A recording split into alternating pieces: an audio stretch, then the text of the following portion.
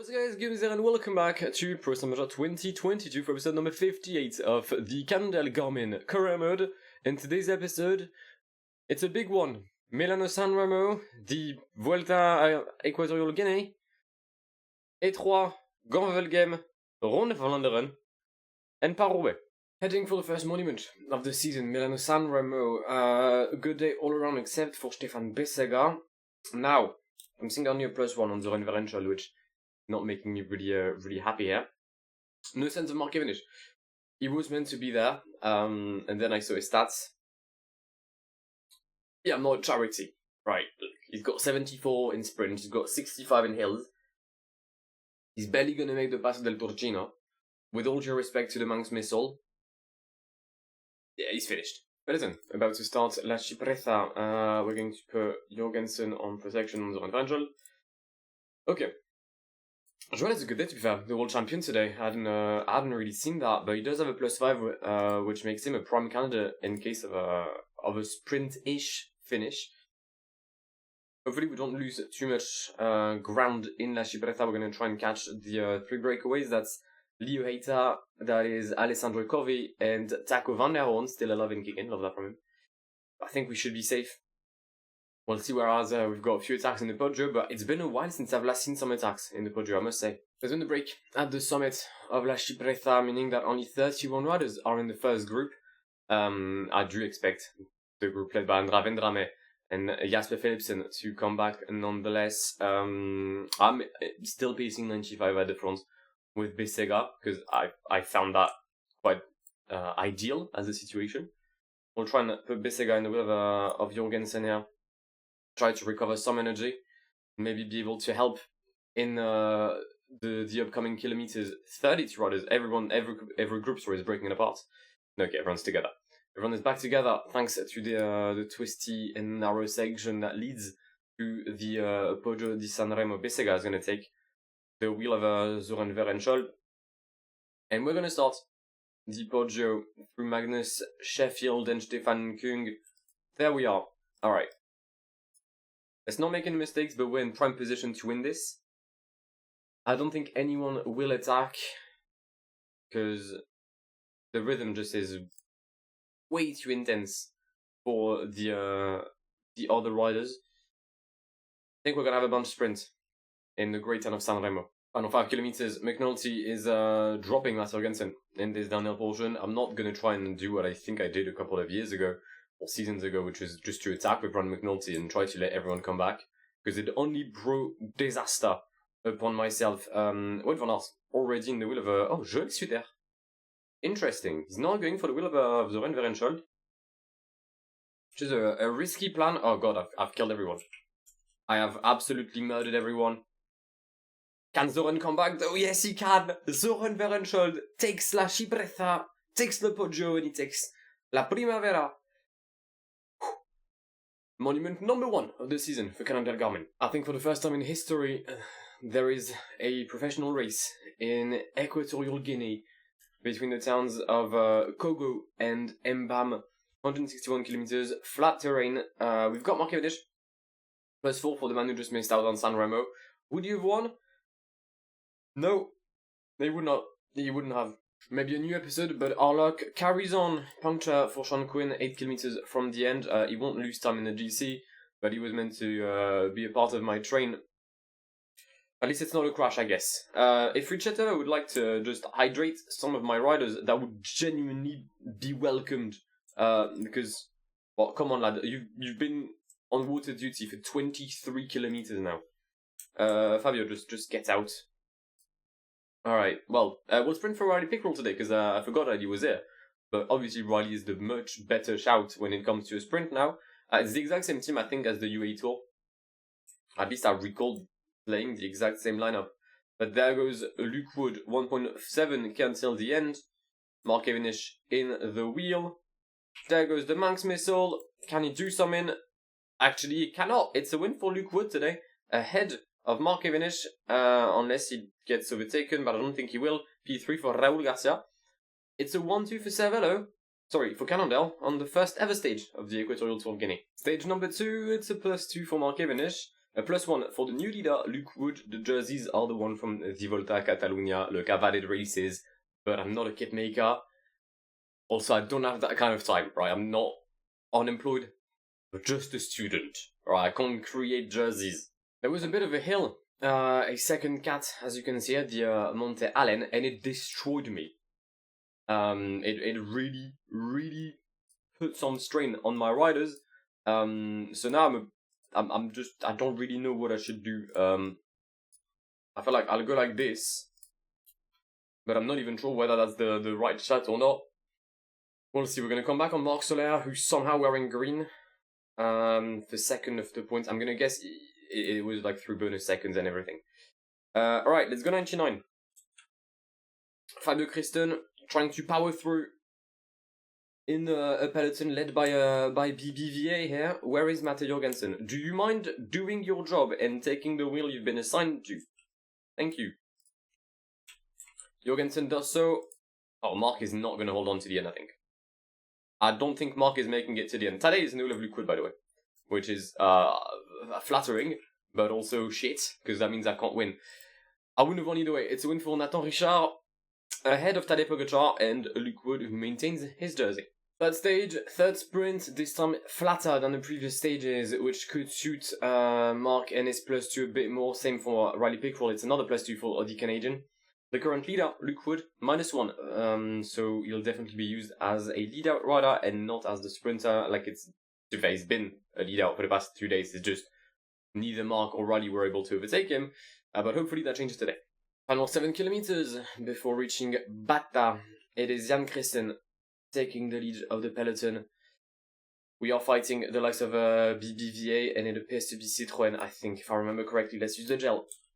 Luke Wood sitting in P2 already. Could be a bit early, I think, for the Canadian, but I think we just can manage to make it. We'll see. Hopefully we can make it though. I'm not seeing Riley Pickrell directly in the wheel of Mark though, which oh no, there is. Okay, that's fine.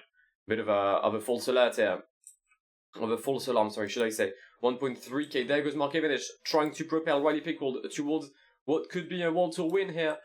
And I think Sean Quinn may actually finish ahead of Riley Pickrell. It's a win today for Raul Garcia ahead of Romain Grégoire. Fucking hell, man. That was horrendous. It's a P3 for Riley Pickrell. Wow! I forgot that the time trial was on. I mean, I didn't. I just forgot that Mate Jorgensen was my leader. Sadly, both him and Sean Quinn have terrible race days today, so we'll be looking at a hopefully damage limitation. We'll see. It's a completely flat time trial, even though apparently there's something. Nothing is appearing on your screen, mate. What am I looking at? The Montaña de Anam. What mountain? There ain't no mountain. That's flat, mate. There's not even any road. But leading runner in Batta is the great Tim Obrist. Never heard of the lad, but he's probably very cool. Ahead of Tim Arendsman and Johannes Staudemittet. Also, Thibaut Pinot is P5? My guy. Yeah, no mountain at the finish, just a very tight corner. Cross line for Sean Quinn, 39 seconds behind. That's just sad. And Mate Jorgensen loses 32 seconds. Cool. Hopefully Luke Wood will have a bit more success, although Raul Garcia is better than me when it comes to the time trial aspect. Maybe if he's got a bad day, things can change. Final corner for Luke Wood. Tadej Pogacar has taken the lead. It is 26 seconds down for the Canadian. We have lost the lead of the Equatorial Tour of Guinea, and it is Raul Garcia that takes it. Finally, some mountains today. It's not the toughest of stage, but it does look quite interesting. We've got the climb of Mocha, 18 kilometers, average of 8, max of 19. Then we've got the Puerto de Musola, and then I think we're going back to Mocha. So this is kind of like the Ventoux, where you can climb through Chalet-Remar, or then like through Salt? Yeah, Salt. We've got like two different, two converging roads into one, like, you get what I mean? No. So yeah, we're gonna climb Mocha twice. Hopefully Sean Quinn can do something good. He's got a +4 today, and despite being 1 minute down, our DC ambitions are still somewhat there. Well, it appears that Mocha is quite difficult. The only thing I knew about Mocha so far was that it was a type of coffee. Now I know that it's also a climb that destroyed a lot of riders. There was only 20-25 riders at tops until the peloton decided to slow down. Also, the gap was 9 minutes with the breakaway. It's now 51 seconds. So I think that kind of tells the story of the breakaway. But yeah, very difficult climb. 69 kilometers remaining. Nice, first of all, but also Sean Quinn has proved that he can hold on with a decent chunk of energy. Matti Jorgensen, on the other hand, struggled a bit more when it came to the final 5 or 6 kilometers of Mocha. So we are definitely going for Sean Quinn as our leader. And hopefully, in tomorrow's stage, Sean Quinn will still have a good day and he won't drop an absolute stinker. We're struggling. That's definitely one of the words I could use. We've been dropped 3 or 4 times already. I'm really trying to minimize my energy consumption. Because times are tough, with the inflation and everything. But yeah, doing that kind of meant that we got dropped a few times. Seeing some accelerations again at the front, I'll just go 65. Hopefully we're not getting dropped. Okay, we're not. Okay, we still have a chance. I'm really trying to recover energy at this point. That's like my main aim, my main objective. I think we should be able to recover in this flat portion before going back to Mocha. And back to climbing we go. Immediately, Mikel Landa is on the move. João Almeida Botalume follows, and there's Tadej. Cool.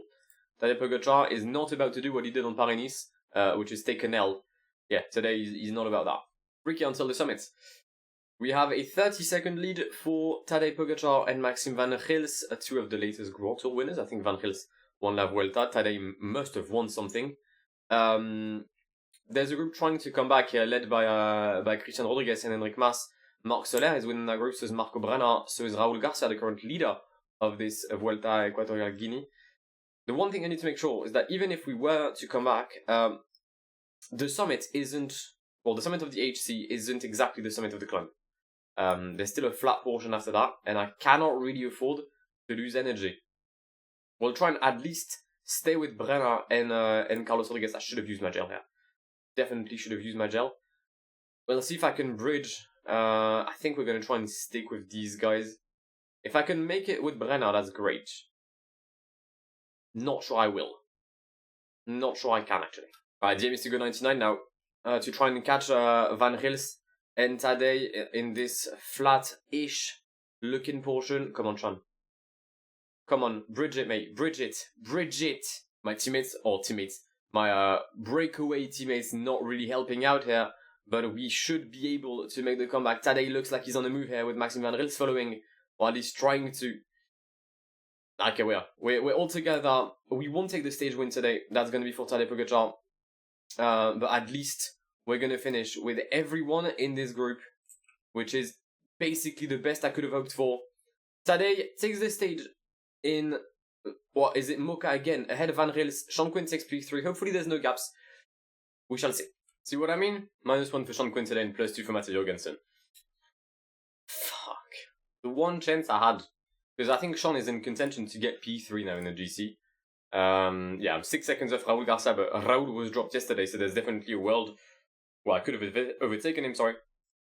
But with the -1, I'm now looking a lot less confident. I hadn't noticed when I picked this race. We're 30 kilometers away from the end and we've already started climbing. What the fuck? 26 kilometer climb, average of 9%, knowing that there's a first cat before. This is nuts. This is mental. 23k and we've made the executive decision of going for Matti Jorgensen today and not Sean Quinn. I don't care about the GC, I just want to have fun, and I reckon I'd have a bigger chance at having fun with Matteo than with Sean, especially in the current form conditions. Also, the fact that Matteo is quite far from the GC now means that I think I can attack basically when I want, and that's exactly what I did with Matteo. We've gone on the attack, we're still far from the end, right? 14 kilometers away. But so far so good, no one here really wants to make anything, and that's actually going to allow me to recover some energy with Sean. Alright, what the fuck? Miguel Angel Lopez, Tadej, Enric Mas got dropped. Sean Quinn is getting dropped, but because I'm pacing 11, which is understandable. Rodriguez, what's going on here? I'm confused. Very much confused here. So Matteo Jorgensen is going to take the stage and the GC today. What? Ayuso gets Sean Quinn gets third? What the? I'm confused here. I'm very confused, but I'm not going to complain. It's a win for Matteo today at the Pico Bathile, ahead of Juan Ayuso and Sean Quinn. What? Well, for a reason I still cannot explain, we're 1-2 in the GC. See, that's why you go for races that you've never heard of, because the AI just behaves weirdly. Matteo has taken the lead of the Equatorial Tour of Guinea, ahead of Sean Quinn and Tadej Pogacar, who, just like Parenis, has lost everything to an American. Final stage of this tour, it's a +2 for Mark, a +4 for Sean Quinn, and it's mainly 210 kilometers in the capital city of Malabo. Really long for a final stage, I can't lie. Final 8 kilometers, apparently we are going back to the Pico Bathile. I can tell you, we are not. Alright, we definitely are not. We've climbed it once too many times already. We're first going to try and come back on the breakaway though, as Karel Vacek is trying to give the breakaway one last breath, and sadly, well, he was unable to do so as Sean Quinn takes the lead here in Malabo. We are sprinting for Mark Cavendish. I figured, you know what, I might as well. Fabio is going to block everyone because I forgot to just remove his action. There we go. Left-hander Sean Quinn leads the peloton heading into Malabo for the final time today. Luke Wood will take the jump immediately. Come on, son. Riley Pickrell is in good position. There goes the Canadian Mark. Mark for history. Mark against Riley Pickrell and Nathan Richard. And it's going to be a win for Riley Pickrell ahead of Nathan Richard and Mark Cavendish. History was not written. Final podium of the Equatorial Tour of Guinea. Stage 7 within Malabo. And Malabo won by Riley Pickrell ahead of Nathan Richard and Mark Cavendish. It is a 1-2 for Cannondale Garmin in the GC as Matteo Jorgensen beats Sean Quinn and Tadej Pogacar after what can only be classified as one of the weirdest mountain stages I think I have ever played on Pro Cycling Manager 2022. Alright, up next, let's go to Belgium for some cobbles. And our Flanders Classic campaign is underway. We're going to do Gombeville game, then Ronde and Paris-Roubaix. Both Paris-Roubaix and Ronde have changed parcours quite dramatically, as a matter of fact. Pretty sure that there is no Houde-Quarmont anymore. It should be fun, I promise. At least the parcours looks fun. If it isn't, then I'll bin them for next season, don't worry. But yeah, Gombeville game. It's a shit race, let's be honest. I was sort of hoping that Zoran Verenschald would not have a -3, and, well, he does. So we'll see what we do. We've got Sheffield, Kuhn, and Bissegger, so at least, I guess we've got some sort of chance. But there's no wind, the cobble sector is 30k from the end. Not convinced by our chances today. We're going to start the first difficulties or first hill of Gombeville game. Now, I know that this is by far one of the least effective strategies I could run. But I just wanted to pace and have some fun. Yeah, that's it. That's literally it. We've got some attacks in the peloton. We'll soon start the Kemmelberg. We're going to try and catch Jensen Plowright and Quinn Simmons. Let's go solid 1992 rhythm in Kemmelberg. Do we have a cobble section on this one or not? We do. We do have the cobble section. Strong rhythm, Morten Hulgaard, Thibaut Nice. But with 31k to go, it appears that we have a bunch peloton heading for the sprint in Verhoeven. I don't really know what to do right now, because Zoran may not be able to do the sprint, I think. I think like he may actually just lack the energy at the end. But then again, I don't know what I should do with Sheffield and Zoran. Let me try something. Let's try to follow Thibaut Nice. Zoran is going to drop position. Let's see what happens if I just try to go for Stefan Kung. Is there any sprinter here that I'm seeing? Sacha Vemes, I guess. I'll try and take the Sacha Vemes with Zoran Verenschald. Oh, for fuck's sake, Thibaut Nice stopped. But that's just not good. Let's try to attack with Magnus Sheffield. Jump in the middle of Adrien Petit. I have no idea what I'm doing, by the way. This is by far one of the least effective strategy I think I've ever run. You the gel. Who's that? Colbrelli? No, Davide Ballerini. Okay, we'll go for Verenscheld. I don't think I have any other option right now that sounds feasible. So we'll go for Zoran Verenscheld and hope for the best. Magnus Sheffield with a strong rhythm at the front of the group here. There goes Stefan Kung. Who's in my wheel? Christophe Laporte is the one in my wheel. Let's go, Zoran. Come on, son. Come on. Come on. Come on. I've lost to Christophe Laporte. For fuck's sake, man. We've lost to Christophe Laporte, Gombeville. That's great. Lovely. Brilliant. Welcome to the first ever edition of... Well, it's not the Ronde van Vlaanderen. This is the Trofeo Tombonen-Cancellara. Now it's simple. We start from Roubaix and we head to Ghent.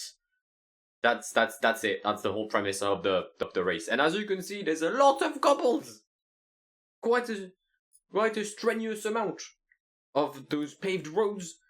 And well, good luck, because it's a Paris-Roubaix in reverse until I think the Trois d'Arambert, and then it's Ronde Vlaanderen. That's everything I could say to describe it. And if you enjoy this, well, Paris-Roubaix is different. It's this race, but with 80 more kilometers of cobbles. Yeah. I do feel sorry for the 175 riders taking part in this race. I genuinely do. We've entered the final 60 kilometers. 34 riders left in the first group. The Paterberg and the Koppenberg, I think. No, Koppenberg's coming out. I think that was Quarmont, but in the downhill portion. I've never heard it before, but why not? But yeah, it did create some gaps. I'll start pacing just after the Koppenberg and see what happens then. It's a very difficult race. Everyone is attacking. And I did miss the cut with the team for one simple reason. I went to get water. And, well, when I did, everyone attacked. So it was either I let myself drop, but I allow some of my riders to stay in this group to get water, or just, well, they don't. And I figured I'd give them some hydration. So with 20k to go, it is a 30-second lead for, I think, Van Aert and Stuyven up front. But we'll see whether their leads manages to stay afloat. 30 seconds. Asgreen, Van Aert, Thibonis. We've got 4 sectors left. Next one is Steenaker. And Magnus Sheffield with 85 cobbles is going to take the lead of the charge, but we're going to come back. We're going to come back on the riders ahead because they're done. 5.5k to go. More attacks. I think that's Josh Tarling again. There is a cobble sector coming up, the Papageistraat. And then it will be in Ghent for the finale. That's the final sector. I think, is that... No, he is carrying on with his attack. I'm quite worried that he's going to attack until the end of the stage now. Okay, no, he's not. Perfect. 12 riders left in this first group to crown the first winner of the Trofeo Tombonen-Cancellara. 2 kilometers. Magnus Sheffield is going to go 99. He's got Zoran Verenscheld in the wheel. There is a corner. Don't tell me I'm going to get dropped because of the corner. It is going to be Wout van Aert versus Zoran Verenscheld. It's a photo finish, but on the line, Zoran Verenscheld claims the win. Alright, good. This was a fun race. I must say this was quite fun. Now let's head for Paris-Roubaix for the reverse. The riders have not left Ghent, and they're actually doing the opposite version of the race on the same day, except that there's 80 more kilometers. I don't understand how it works, if I'm being honest. But that's how the road was meant to do. Maybe there's some sort of a blockade on the way out. But yeah, it's gonna be difficult. Especially this. Wait, no, that's Ghent. Wait, where's Roubaix? Oh, there. Hold up. There we go. This is gonna be fun. For everyone except the riders. 62 kilometers. We just went through La Trois d'Arambert. 8 riders in the lead. Apparently there's a favorite. I'll take a very quick look. I'm gonna guess it's Matej Mohoric. Oh no, it's definitely Mathieu van der Poel. It is most definitely the leader of Once, Mathieu van der Poel. It's weird, like, I haven't seen him on the previous race. I know he was there, but I haven't seen him do anything except... Actually... Oh wait, no! I know! Because his AI is dumb. He keeps attacking at like 100k until the end, and then he crashes, or I mean, collapses. His AI is quite stupid. It reminds me of like old movie star tactics. It's just vibes. I really need Magnus to pull through with the water here. Come on, lad. Please. Please hydrate. You've got at least 2 riders on hydration, which is good, but I need a bit more than that. Come on, son. Go on, Magnus. Come on, come on, come on, come on, come on. Perfect. Alright, how should I handle this? I'm not sure. I'm not sure. I think we'll go for what's called... I don't know if it's a word in English. It's definitely one in French, but it's called a race of attrition.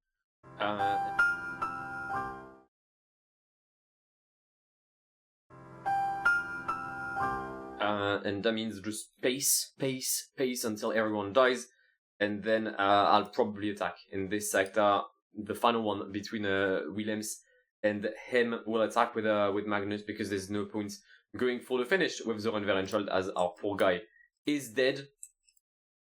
But there goes Magnus Sheffield on the attack as we start the final Cobble sector of the stage. It's a good attack. For now, though, everyone seems to be following. But disappointing. Actually, no, 4 riders only. Sheffield on the come up. Sheffield. Ooh, Wout dropping. Wout is still here. Wout has dropped. Can we do something? It's gonna be close, but everyone seems to be kind of dead. And I think Magnus may claim the stage. I think the Trophée Tom Bonnen Fabian Cancellara V2 is going to go to Magnus Sheffield. We've worked the entire day. We deserve the stage. There's no velodrome. No, there is no velodrome today. That's fine. I don't think the graph makers made it, but it's alright. Then we'll have a battle 50. Josh Starling has some very good stats. I must say, I do not know much about the lad, but he's got great stats. Not good enough though to defeat a +5 on Magnus Sheffield, who takes Paris-Roubaix ahead of Wout van Aert, Josh Starling, and Casper Asgreen. Alright then, that marks the end of the episode. Next up, we'll have the Ardennes Classic and the Tour of the Fjords. The Tour de Romandie. This time it's back to Romandie. I'll see if there's an interesting variant I can find. I don't think I found anything for the Ardennes. So if there's any race that you guys have in mind to replace the Ardennes, I'd like ideally 3 races in a similar area, and well, that's sort of hilly. I can't think of any, and I don't think I found any variant that actually suited it, but maybe you guys know more races than I do, so if you have any input, please let me know. If you've enjoyed the replacement of the Ronde and Paris-Roubaix as well, let me know. Otherwise, I'll revert back to the original variants. And that's basically it. 3 monuments, 3 wins in the episode. I'd call that what a success. If you enjoyed today's video, then please do leave a like down below. If you're new to the channel and want to see more of this content going forward, then feel free to subscribe if you haven't done so already. But I'll catch you in the very, very near future. My name is Guillaume. Have an amazing day. See ya. Pass me the funk, get your funk on, girl, and don't you ever let it go. We're getting drunk in here, and what comes next will never. Pass me